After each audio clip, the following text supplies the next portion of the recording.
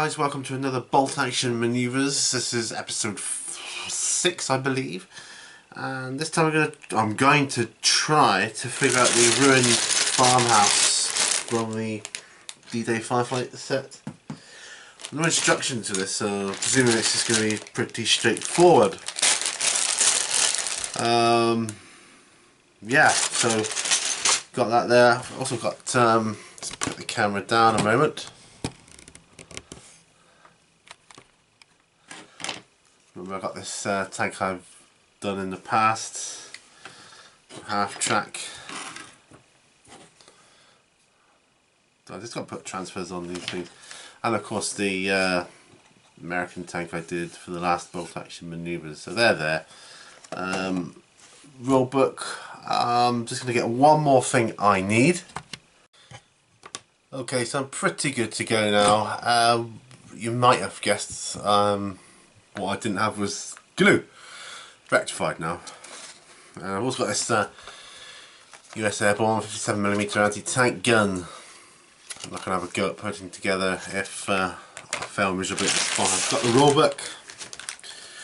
So we are on weapons next. So yeah, so I might be reading through some of that. Gonna try and figure out this for now, so let's see if we can open up this one.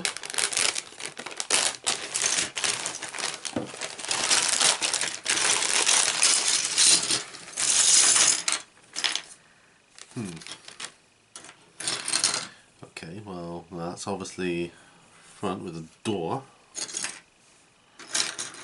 There's another door. Well, there's another door here, so it could be any.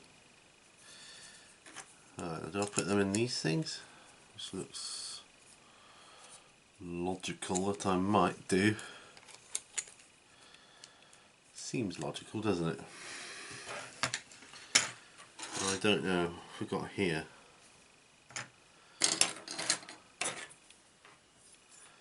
Rafters. I mean, I don't know, man.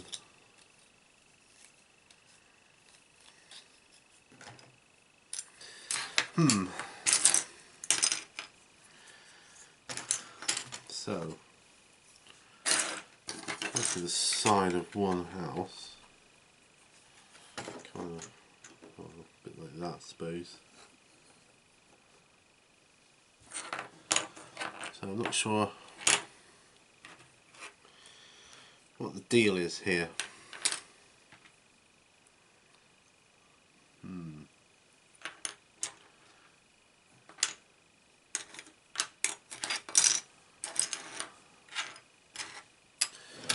Well, that's a bit mystifying. Not quite sure how this, where this is supposed to go, to be truthful. That looks like some sort of ledge or something. Possibly. Could it be like that? There's a possibility, strong possibility. Yeah, there's a strong possibility that guys could stand on that. Yeah.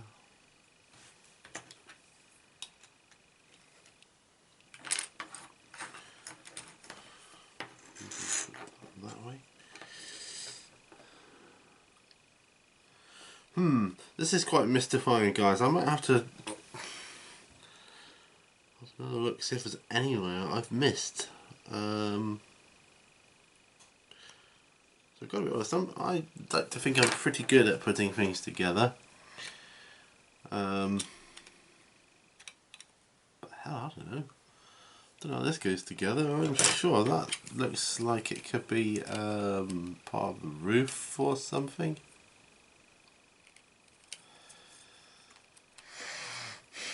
Not sure. That like that. I don't know. Don't know.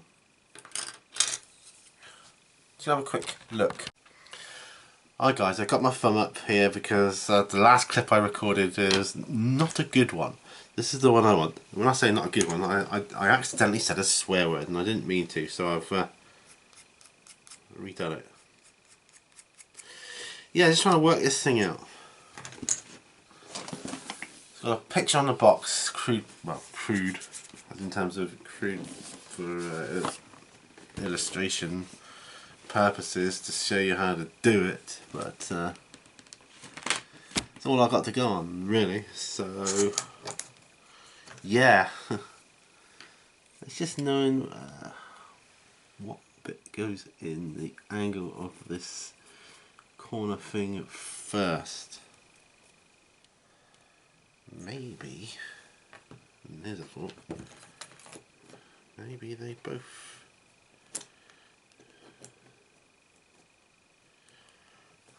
yeah, that's a possibility, but unlikely. Be stronger if one was like that. I would say that that goes in there, most likely. Okay, let's do this. Lay some glue down.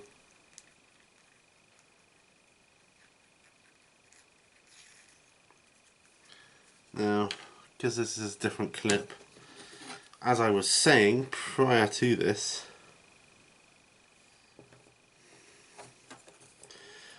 I'm pleasantly surprised at how popular Bolt Action is. I'm further pleasantly surprised that well,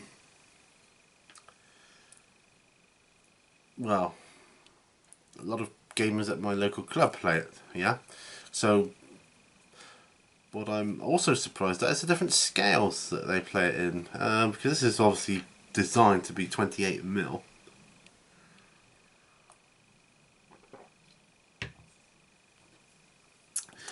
I noticed that players are playing it in different scales, like 15mm and so on. I actually saw a game yesterday, you know, they're playing it in, it must have been looked like about 32mm, but that's another story. Now,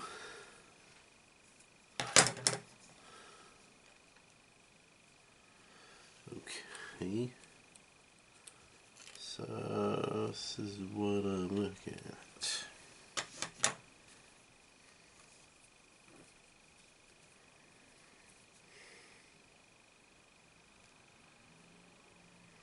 Okay, right. Ruined farmhouse. Yeah, I mean, it looks super cool when it's all done up and stuff. From what I've seen. Oh, I don't know if people are just blagging how they do it or not, but it just seems to appear in people's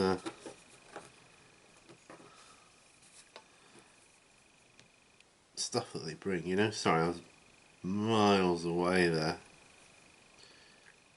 Let's get some of this glue on here.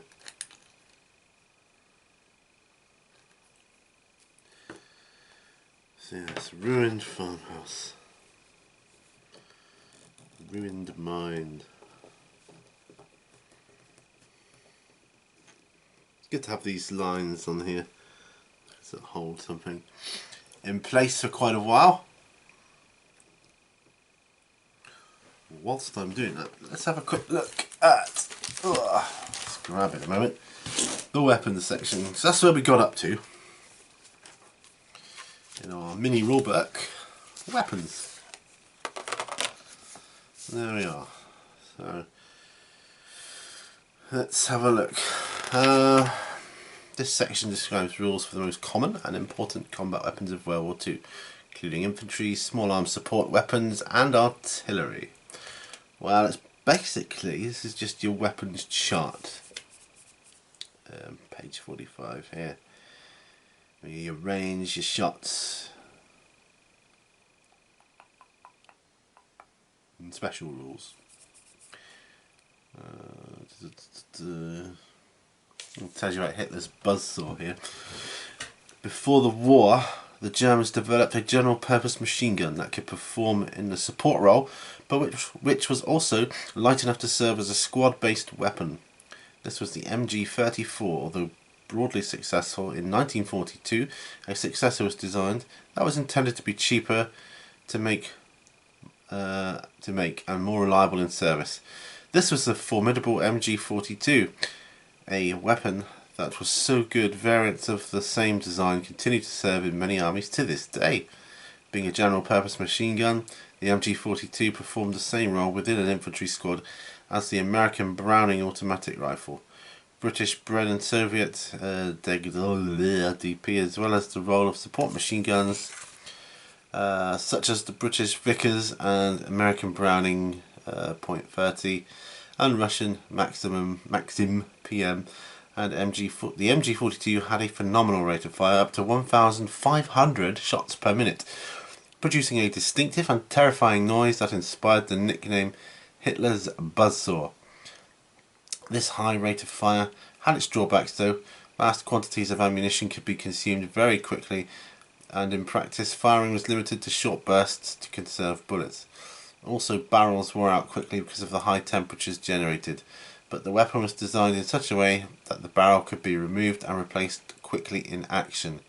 The MG42 was one of the best infantry weapons of the war, easily enabling German infantry units to pour out greater and more deadly firepower than their enemies. Well, there we are. And there it is. Picture of it. Right there. I'm not going to go through all the stats of the guns and weapons and that, because what does it say here? Types of weapon. The weapons chart lists the different types of weapon as they are defined in the Bolt Action game. Thus we treat all rifles as the same, all pistols as the same, all light machine guns as the same, and so on. Well, that's nice and easy. Make things easier. Good.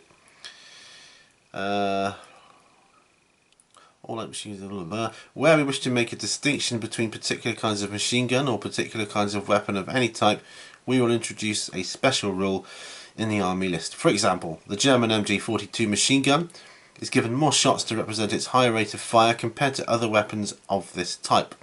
Note that we do not include hand grenades amongst our list of weapons. This is because grenades are thrown only at very short ranges and are therefore included as part of the rules for close quarter fighting. It is assumed that all infantry carry the usual fragmentation grenades and can be given anti-tank grenades in some cases. Most of the categories will be obvious enough and require no explanation. Hopefully everyone knows what is meant by a rifle, a submachine gun or a pistol. Other categories are very specific and refer to a particular weapon as a Panzerfaust or a Piat, and therefore require no explanation of how they are arrived at. However, most heavy weapons such as anti-tank guns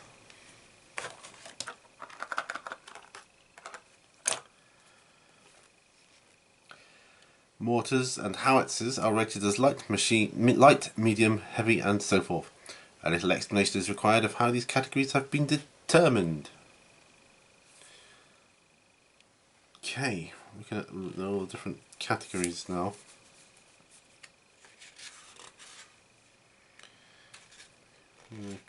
Okay.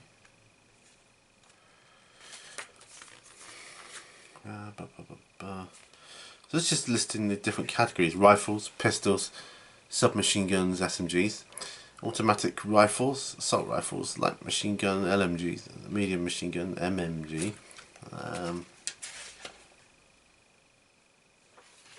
Just tells you what they cover. Heavy machine gun, HMG, automatic cannons, infantry, anti-tank weapons, anti-tank guns, AT guns. That's one I just showed you. Flamethrowers, must get one. Mortars, blah blah blah. Just tells you howitzers, what each one is, how they served in the war.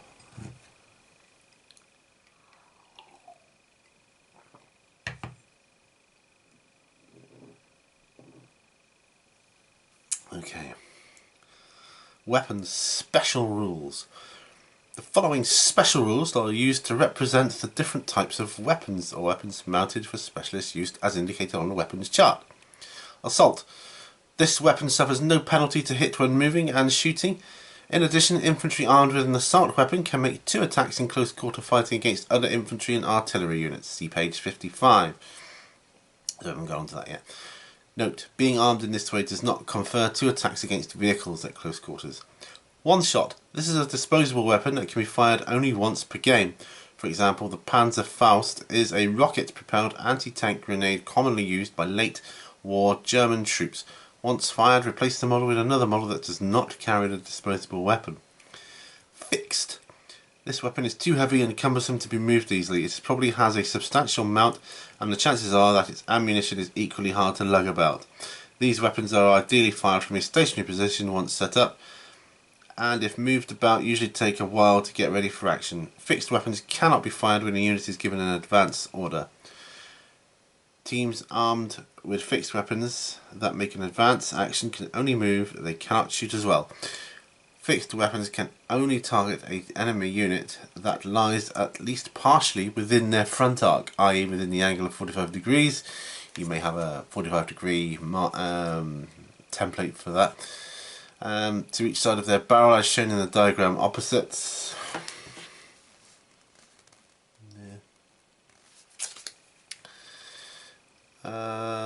Targets outside this arc cannot be shot at. Team. The special rule team or team weapon indicates that the weapon requires 2 or more men to shoot at full effect. Most team weapons form units on their own, for example a medium machine gun team, a bazooka team, or an artillery piece and its crew. The only weapon carried by a typical infantry squad is the light machine gun. If a light machine gun is included in an infantry squad, then any of the other infantrymen in the squad can serve as its second crewman. For example, a brand gun team of firer and loader. Aside from light machine guns, team weapon form individual units. For example, an anti-tank gun and crew, a mortar and crew, or a heavy machine gun and crew. A team can consist of 2, 3 or more members comprising 1 man to cover the weapon and a number of loaders or other crewmen to help operate it, move it about, carry ammunition or act as lookouts. All the members of the unit are fully occupied, whether carrying equipment, serving the weapon or keeping watch. Note that although in reality crewmen often carried small arms and many crew models will undoubtedly do so, in the game crews of team-based units never fire these weapons and are therefore not allocated personnel armament in the army lists. A team weapon shoots at full effectiveness so long as there are at least 2 men to serve it. A minimum of 2 crew is always needed to fire at full effect. If only 1 man remains to serve a team weapon, then the weapon can still be fired but suffers a -1 to hit penalty. Fair enough. A weapon team unit reduced to just 1 man also suffers a -1 penalty to its morale value in the same way as if an infantry squad had lost its NCO. In the case of a non-artillery weapon unit, such as a mortar, bazooka and so on, when the model carrying the team weapon is destroyed, the entire team is considered to be out of action. All remaining crew models are removed as casualties and the unit is destroyed. This might seem harsh, but it avoids worrying about ineffective odd men and is only fair in terms of the removal of order dice and awarding of victory points, as described later. Perhaps these odd crewmen have panicked and fled, or else have been caught in a catastrophic ammunition explosion and killed. Either way, we abandon them to their fate. Okay, we'll just leave that there for the moment. That was a bit about weapons.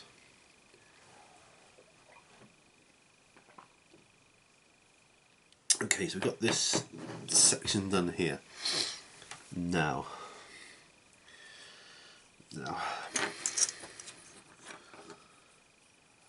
Okay. It looks to me. Looks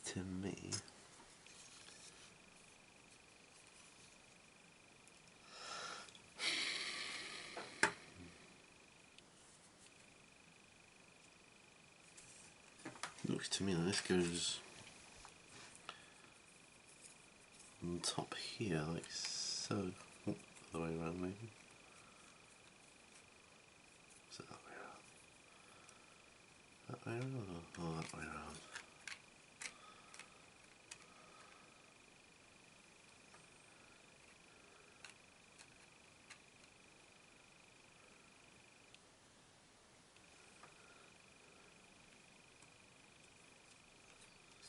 I would have thought that way around.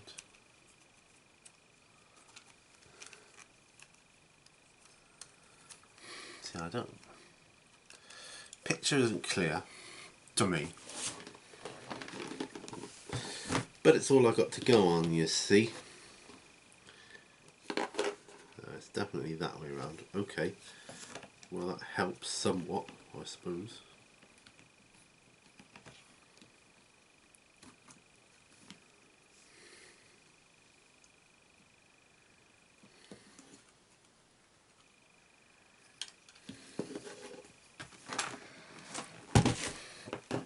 Yeah, that helps somewhat, because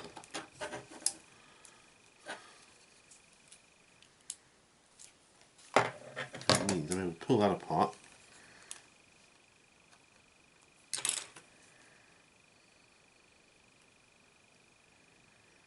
pop this on here,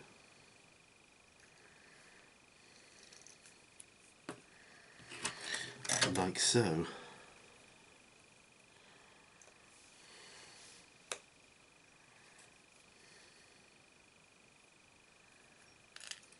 Ah, bugger. Bugger. Much more forgiving than plastic glue, I find.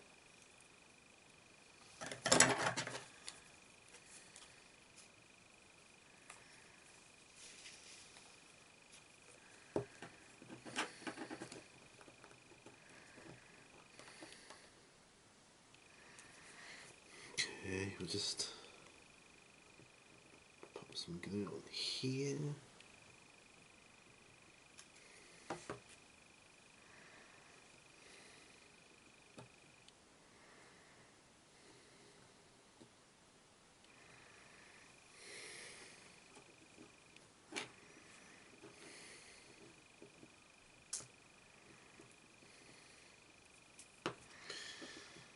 Once you get a corner done, I find in models like this, it's always better because you get the stability then, don't you? I think you best leave that as it is.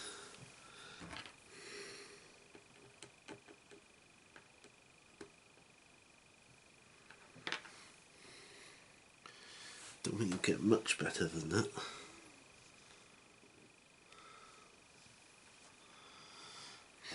Okay. Right. Looking at that. It's got that's got a thing there, but could that be like that, I wonder?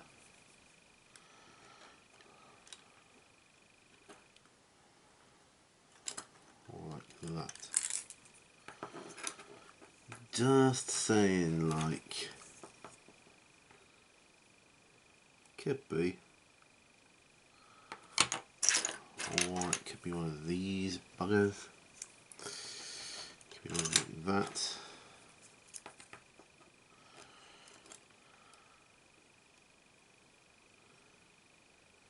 Tricky.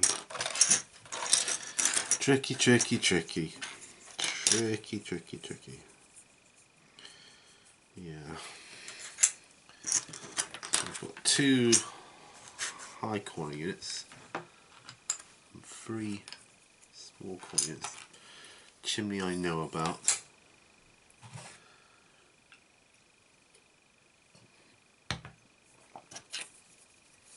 That goes inside because I've seen people do it, so I'm not worried about that. So that will go inside. It's just working out where these go. You kind of done a separate thing for these.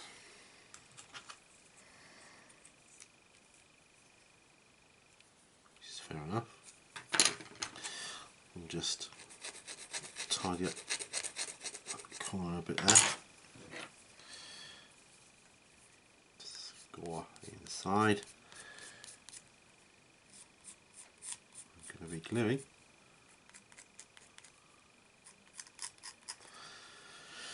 So bolt action, why is it taking me a long time? I don't know really, it's just one of those things. Just is what it is. I have no explanation for it. Yes, I know I need more. I've got some more infantry actually. But yeah, I know I need more infantry.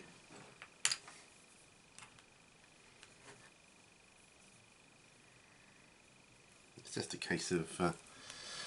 I think it's because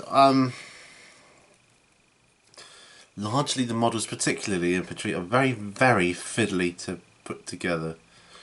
Yes, I could look at other manufacturers, and I may do that in the fullness of time. I may well do that. So we'll look at some Perrys and see how they find it, because they'd be already done, wouldn't they? So that'd be like already sculpted one sculpt, as opposed to putting the arms and heads and all bits and bobs on separately. I may do that. In fact, thinking about it, that's looking more and more favourable. Right, so we've got that. And you've got another one at the end here. Alright, so let's tidy this one up. They do seem to have tried to simplify rules for this game, which I think appeals to some people and not others. I'm someone that it does appeal to. Appeals to me greatly.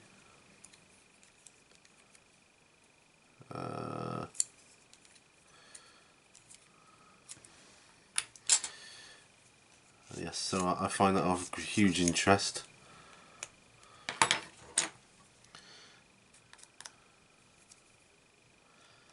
I'm all for simplifying rules. But I like, saying that, I like games that you've got to think about, you know? Like the Hordes, particularly like that. So I'm not here to talk about Hordes. But I like that kind of thing. And, you know, you might be able to do that kind of tactical strategies with bolt action.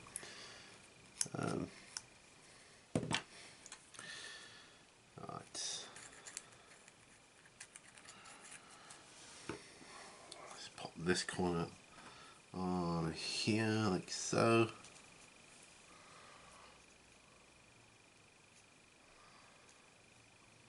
So yeah.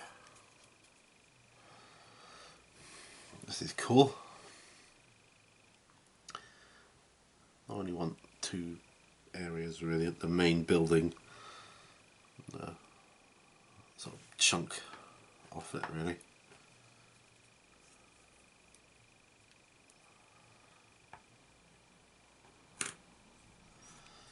So that's that. So I work out what these bits are for.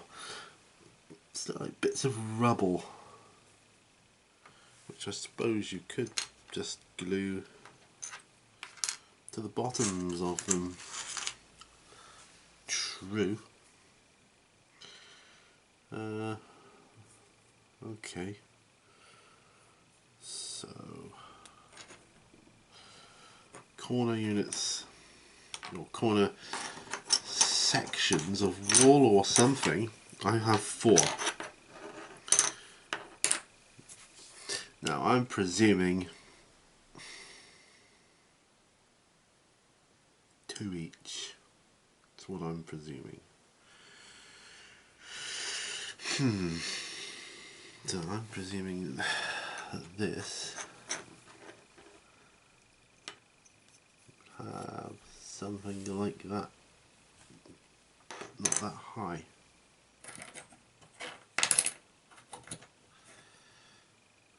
Presuming it would have that. Now that's odd. And all these wall sections here higher. Sorry, I'm rambling to myself here. I'm just trying to work out this, what he's got going on here. Makes no sense at all. But then he's kind of put that over the top in some cases. These bits here. Yeah. It's interesting. Put it that way. It's very interesting.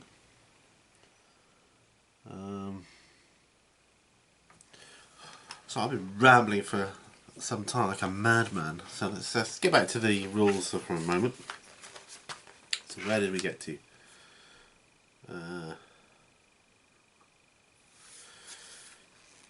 Okay. Shaped charge. Okay, the warhead of these rocket-propelled grenades can take out any tank it strikes head-on. These are very powerful weapons, but rather inaccurate, so they suffer from an additional -1 penalty on all rolls to hit. On the other hand, as shells don't rely on velocity to penetrate armour, they never suffer the -1 penetration modifier for firing at long range. That's pretty cool. Flamethrower. A flamethrower hits automatically, same as Warhammer. No roll is made to hit the target and no modifiers are applied. This makes flamethrowers especially effective against troops in bunkers or behind cover. It also means that a flamethrower team reduced to 1 man can continue to fire at full effect, although he still suffers the -1 morale penalty as noted under team. When shooting with a flamethrower, the number of hits is determined randomly by rolling a d6 for man-pack flamethrowers and 2d6 for flamethrowers mounted in vehicles. Roll for damage in the usual manner.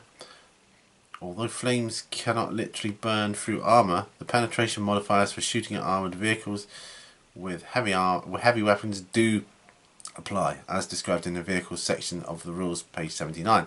This represents the vulnerability of rear-mounted engines to fire and the tendency of burning liquid to seep through hatches and other openings. The gun shield rule, page 77, does not apply when shooting at artillery targets with a flamethrower. The extra protection rule, page 103, does not apply when shooting at targets inside buildings with a flamethrower. In both cases, neither building nor gun shield offers any additional protection against a flamethrower. An infantry or artillery unit hit by a flamethrower takes 1 pin marker because it has been hit, and a further D3 pin markers to account for the unbridled terror unleashed upon it. As a flamethrower hits automatically, this means it will always inflict D3 plus 1 pin markers on an infantry or artillery target. Note that vehicles take just the 1 pin marker for being hit. That's pretty cool. So a friend of mine, he's got flamethrowers mounted on the back of his half-track, because apparently that's pretty deadly. Yeah. Okay. So there we are.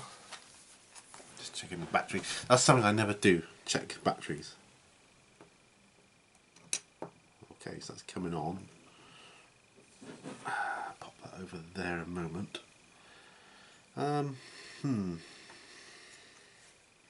That goes inside, I know. Now, so what's the deal with these then? What is the deal with these babies?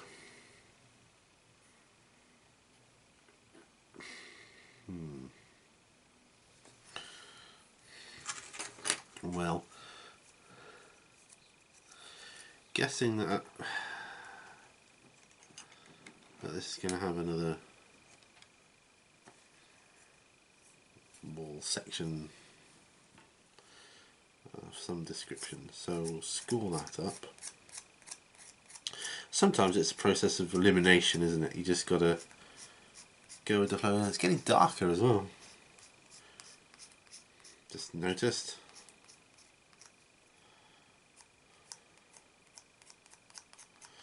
So just scoring this up a bit here. So I know black powder, which is designed for 28mm figures. People that I know that use 15mm figures just change inches for centimetres, and that seems to work out quite well. So wondering if that's the same for bolt action actually. Not sure. Okay.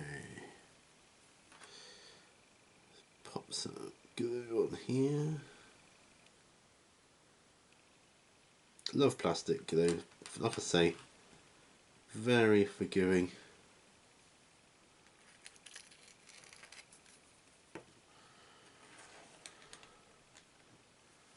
And if you get it on your hands, it's not that bad. It's not big of a deal, is it? I just spotted some flash on the side there, or some detritus that needs sorting out.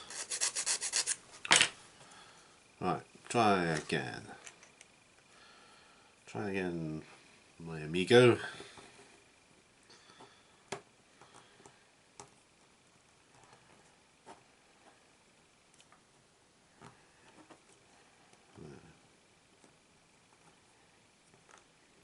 Get on there.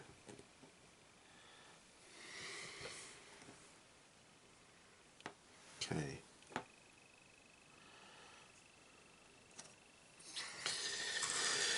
Okay, so I've got a thing here. I'm just working out how I want this to go. Do I want this to be like this, that to go there, or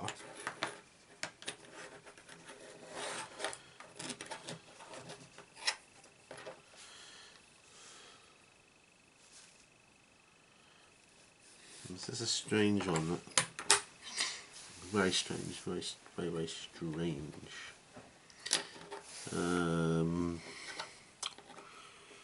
Yeah.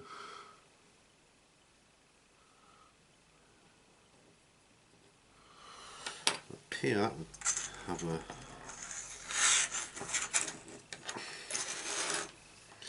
corner on too.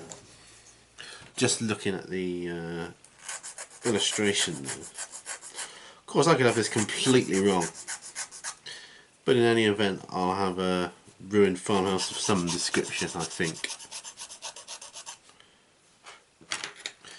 That's why I figure it to be.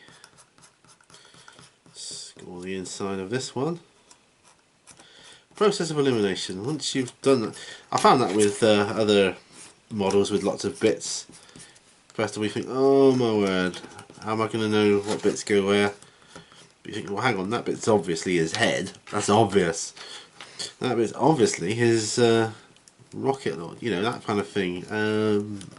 Once you've done that, oh that's the chair he sits in, or whatever, you know.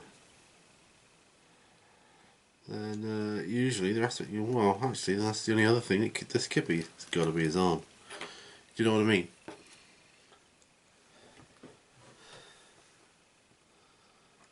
So that's got to go on here.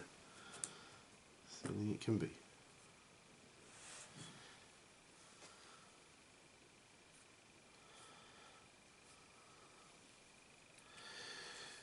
So yeah, Bolt Action.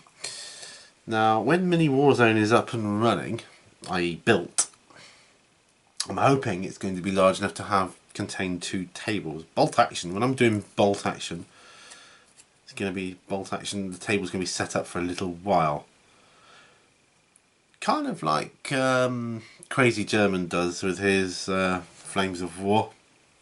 So I'll have the set up for a while, I'll probably do campaigns, Bolt Action campaigns. We'll do a few little skirmish battles. I want to do the invasion of Normandy at some point. I really want to do that. So that looks super cool. So we will be doing that at some point. No.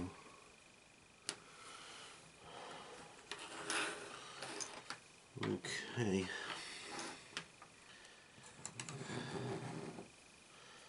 Still looking at this chimney here that I want to go on.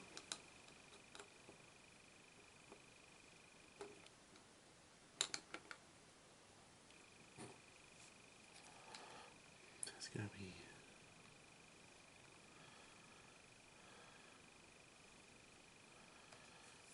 It's not the best model in the world. It comes away from the wall, but I don't know, maybe thing, you know. I don't know. Maybe it's not such a bad thing. I don't know, rambling on here. So we're going through weapons profiles.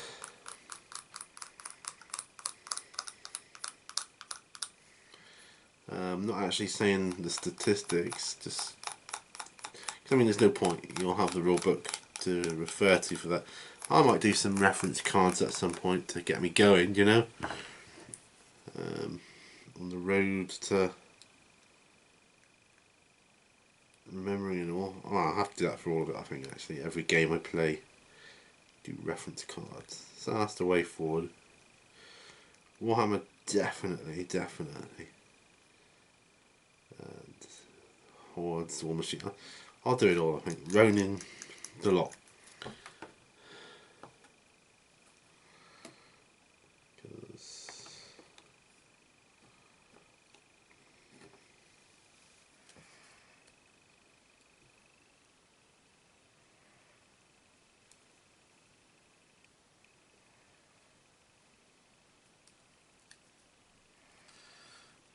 That's the way we roll.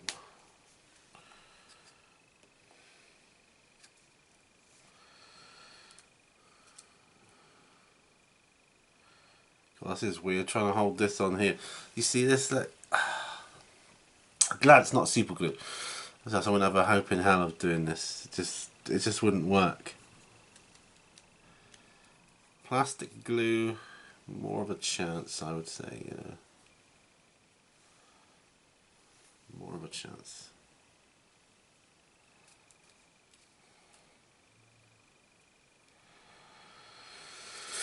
So yeah.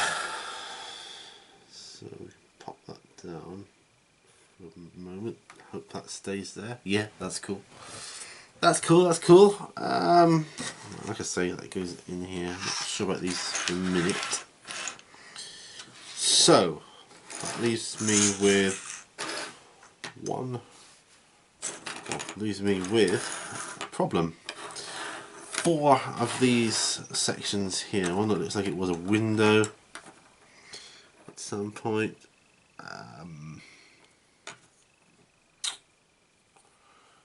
Do I do that kind of thing? No. Do that kind of thing. No, it doesn't compute to me.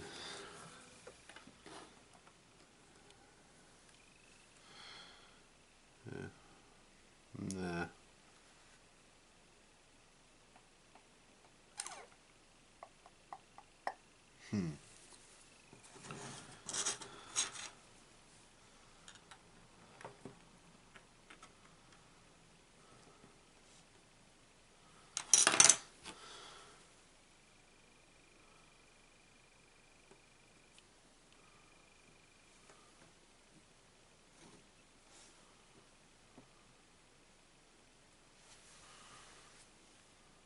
Alright, sorry, being a bit silent here.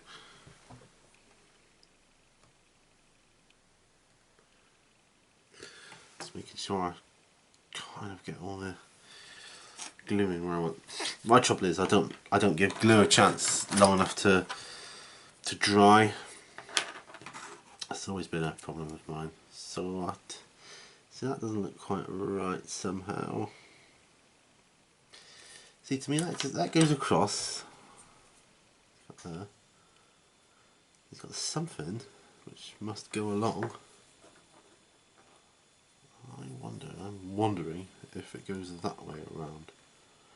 Yeah, that would make more sense, would it not? Would to me. Or yeah, so it could do that. Here. Or it could do that. I think in this case it does that. Yeah, and I think that does that. Right, okay. I think we get in there. It's going to be great to paint. Just hit the airbrush. And away we go, you know. It's going to be awesome, man.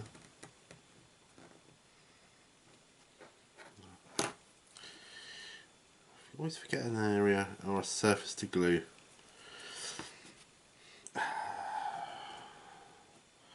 Terrain's never been my strong point though. Don't know if I've got a strong point actually. Sure I have something. Somewhere. Okay. Oh, I've got the bastion to do for Warhammer. That's just the thought there. Thinking about it. Also, I'm looking at these images in mirror image, like a mirror image of it. Just saying. Right. So what's next? Blah blah blah. High explosive weapons, indirect. Okay, let's do all this. So rather than going on to a type of weapon. Okay, another rule. Okay, indirect fire. The indirect fire special rule refers to weapons that shoot indirectly, which is to say, they lob a high shot in the air to land on top of a target. Okay? For example, a mortar rather than a rifle that shoots directly at its target. These indirect fire weapons cannot be fired at targets within their minimum range. See weapons profile. If a target lies within this minimum range, the shot misses automatically and is ignored. When using indirect fire, a 6 is required to hit regardless of all modifiers. In the following turn, the shooter fires at the same target, and if neither the shooter nor the target has moved from their position, a hit is scored on a 5+. This represents the shooter adjusting his aim by observing where shots are falling. If the shooter continues to fire and neither unit moves, a hit is scored on a 4+, next turn, then 3+, and finally a 2+ in all subsequent turns. If a hit is scored in any turn, the shooter is zeroed in on the target, and as long as neither unit moves, all further shots hit on a 2+. Well, that kind of makes some sort of semblance of sense to me. The crew of an indirect firing weapon must still be able to see their target to shoot unless a spotter is employed. See the spotter rule below. However, the crew can direct their fire against targets even if friends are in the way, as shots pass far over the heads of intervening friendly troops because of the high trajectory. When fired against vehicles, hits from indirect fire weapons always strike the vulnerable top armour, counting the 1+ penetration modifier to damage regardless of the actual position of the fire. If an open-topped armoured vehicle is hit by indirect fire, then add the +1 penetration modifier to the roll to damage, and also add the +1 to the die roll on the damage results table. See page 87. We will. Weapons cannot be fired indirect when given an ambush order. Indirect fire is not accurate enough to use against rapidly moving or emerging targets. Howitzers and mortars can also fire smoke shells to lay a smoke screen. Well, that's cool. See page 78 for the rules on this. Howitzer. This weapon can either shoot directly at a target, drawing its line of fire over open sights in the normal way, or it can shoot indirect fire as described above. When using indirect fire, a howitzer has a minimum range of 24 inches. When firing over open sights, it has no minimum range. This is shown on the charts as a variable minimum range, 0 to 24 inches. Multiple launcher. This rule describes multi-barreled rocket firing weapons such as the German Nebelwerfer and sorry, but I can't pronounce this stuff. The Russian and the US Cantaloupe. A multiple launcher counts as a heavy mortar. Yes, watch out, I've got a firing my Anyway, carry on. A multiple launcher counts as a heavy mortar, but its chance of hitting never gets any better than a 6. However, because of the extensive blast area, all units, friend or foe, within 6 inches of the nominated target and not entirely within the weapon's minimum range can be hit. Roll a die to hit for the target plus every unit within the 6 inches of it. Note that units that lie beyond the weapon's maximum range can also be hit in this way, although the target unit itself must be within range. Next section we are on is close quarters. That will probably be the last, well, the beginning of the next video, because I'm going to wrap up this one, because as you can see what I'm doing here, Right. I don't know if you can see that, but yeah, that's kind of where I'm at. Next video, by next video, that will all be done, and we'll be in good shape. So, okay, got it right first time, yeah. So thanks for joining me on this Bolt Action Maneouvres. Bit of an oddball one, really. Because I'm feeling in an oddball mood, I guess. I just wanted to get this ruined farmhouse done, but yeah, talk a little bit about Bolt Action. Definitely when I'm set up and running, Bolt Action will be a high priority game wise, and we'll be doing on my aim with this once I'm up and running is to recreate great battles from history, and then also have another section which would be the more fictional section, which is just making up campaigns and so forth. But yes, so thanks for joining me on this, going for a few more of the weapons rules, and I'll see you guys on the next Bolt Action Maneuvres. Thanks for watching, guys. Cheers now.